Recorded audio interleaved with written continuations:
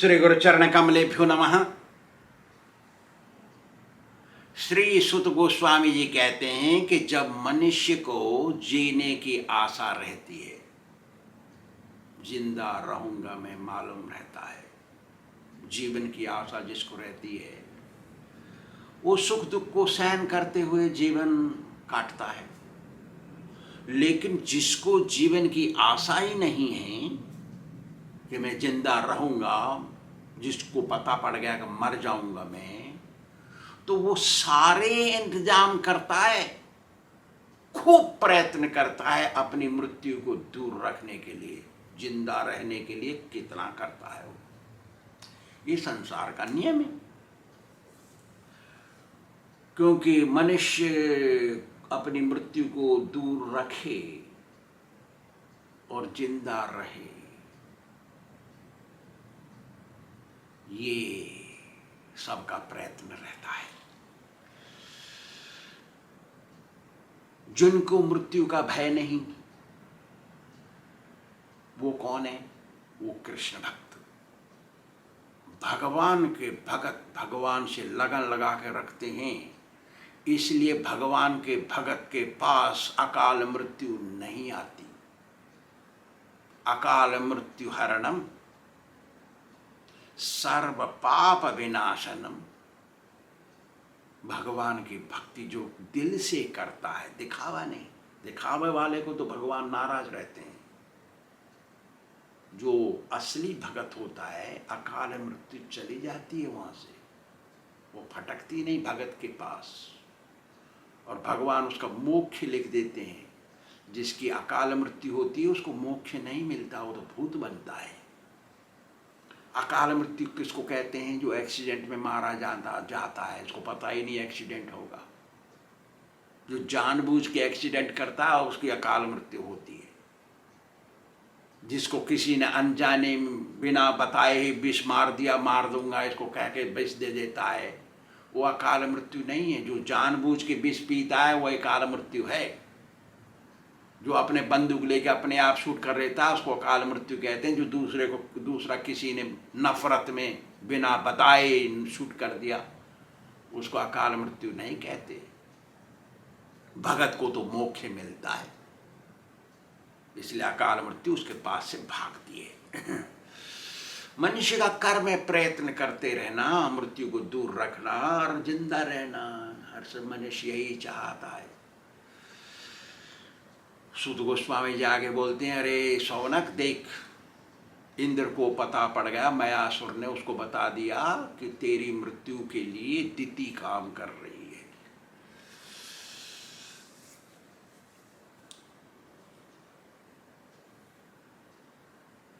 दिति कौन थी? उसकी मौसी, छोटी माँ कहेंगे उसको। मौसी तो माँ की बहन होती, वो भी मौसी ही लगेगी, ठीक है सर, बहन है ना, तेरा बहन। सुत गोस्वामी जी आगे बोलते हैं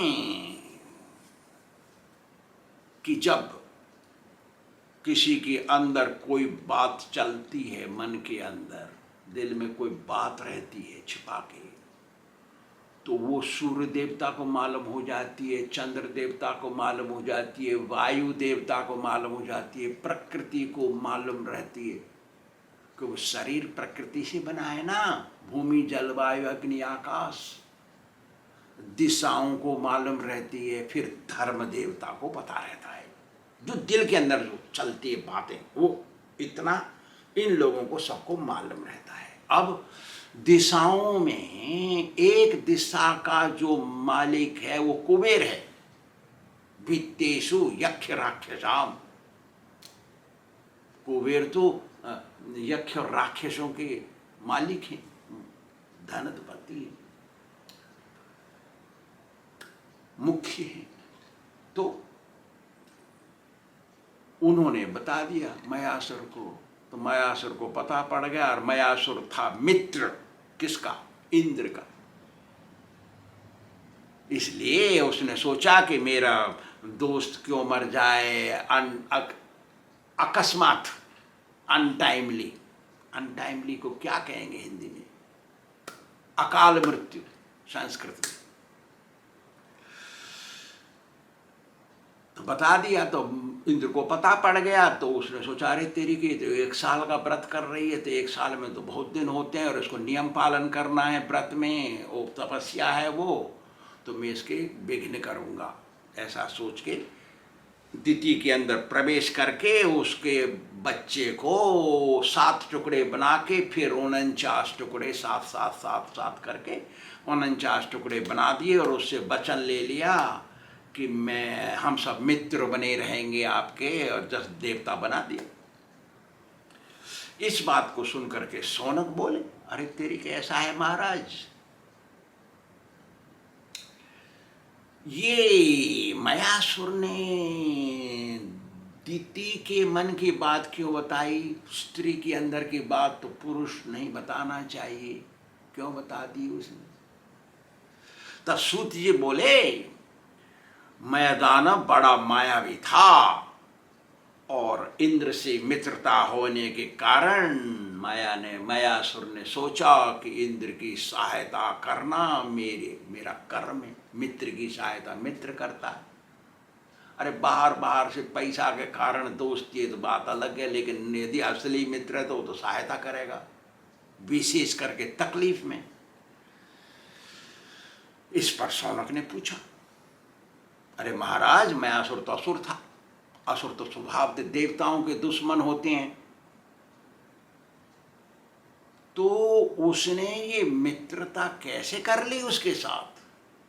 दुश्मन जो स्वभाव से दुश्मन है, देवता और दानव, मयासुर दानव है, तो ऐसा कैसे होगा। फिर उसके ऊपर और आगे क्या हुआ ना, मयासुर के बड़े भाई को इंद्र ने वज्र से मारा था, मर गया वो, बड़ा भाई मार दिया, और वो असुर है, राक्षस, दानव और देवता से कैसे दोस्ती होगी, पर कृपया करके इसको बताइए। तब सुत गोस्वामी जी कहते हैं देखो शौनक, बहुत बहुत पहले प्राचीन काल में एक राक्षस हुआ, उसका नाम था नमुची, और उसका एक छोटा भाई मायासुर। वो नमुची सारे राक्षसों का राजा बन गया, बड़ा शक्तिशाली था वो। और उधर इंद्र देवता स्वर्ग का राजा था। तो एक दिन नमुची राक्षस ने सोचा अरे तेरे काम तो राक्षस हैं और वो राजा है देवता, मारो लट्ठू से, चलो मरे। भागे, वहां से आक्रमण किया, स्वर्ग के ऊपर बार घमासान लड़ाई हुई, देवता और दानवों में भयंकर युद्ध हुआ। अब इंद्र देवता को श्राप लगा हुआ है, जब तू दानवों से राक्षसों से युद्ध करेगा तेरी ही हार होगी, ऐसा एक श्राप लगा है उसको। तो इंद्र तो हार गए, इंद्र हार गए, हर बार हारते थे, वो भगाए जाते थे स्वर्ग से, लेकिन इस बार इंद्र स्वयं भागे। इंद्र स्वयं भागे हाथी पर बैठ करके, उनका हाथी ऐरावत। जब भागे वहां से तो नमुची ने सोचा अरे यार ये मर जाए तो अच्छा है, फिर दोबारा राजा बन जाएगा, नहीं तो कभी न कभी।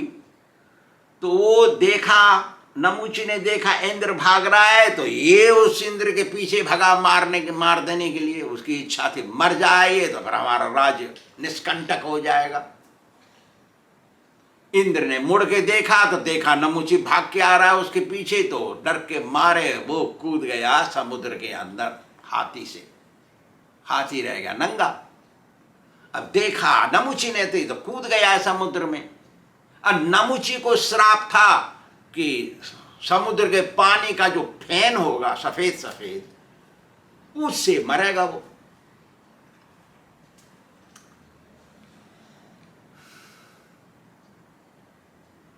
अब क्या करेंगे। इंद्र को पता था ये गीले वज्र से मरेगा, जो फेन में लिपटा होगा ये मरेगा। इंद्र को तो पता था, इसको भी मालूम था, श्राप लगा था कि ऐसा मरेगा ये, लेकिन ये भूल गए। राक्षस लोग बहुत बुद्धिमान होते हैं। जो बहुत ज्यादा बुद्धि होती है उनमें, बहुत काम कर देते हैं, सब तरह का काम करना जानते हैं वो, लेकिन एक गलती रहती है उसमें। क्या गलती है? वो भविष्य के बारे में नहीं सोचते, वो तो वर्तमान अभी जो अभी के बारे में सोचते हैं, आज क्या होगा। कोई आ गया आश्रम में, मैंने कहा अपने बच्चों से, भक्तों से, कोई आश्रम में आवे रहने के लिए भगत लोग, उसको एकदम मत निचोड़ दो। अरे भंडारा कोई करे तो क्यों मांगे 5,000 रुपया एक आदमी का? हम ऐसा कहते हैं, अरे तू जो देगा वो ले लो, अरे जो जितना खर्चा हुआ लिस्ट बना के दे दो, अपना पेट्रोल का खर्चा भी दे दो, तुमको गाड़ी लेके भागना पड़ता है, और तुम बिजली का खर्चा, पानी का खर्चा ले लो, दे दो उसको। तुम क्यों कहोगे उसको तो 5,000 10,000 रुपया ज्यादा दे दो? ऐसा एक बार में नहीं निचोड़ देना चाहिए, वो सोचना चाहिए बार बार आएगा, अपना भगत ही करेगा, भजन करेगा, और एक बार आ गया तो मन खराब हो जाएगा और चला जाएगा, फिर नहीं आएगा, नरक में जाएगा। तो भविष्य के बारे में सोचना नहीं भूल जाना चाहिए। तो राक्षस क्या है न, वर्तमान का ही सोचते हैं, कैसे मरे इंद्र, भूल गया वो कि मैं मर जाऊंगा, तो कूद गया वो इंद्र के पीछे पानी में।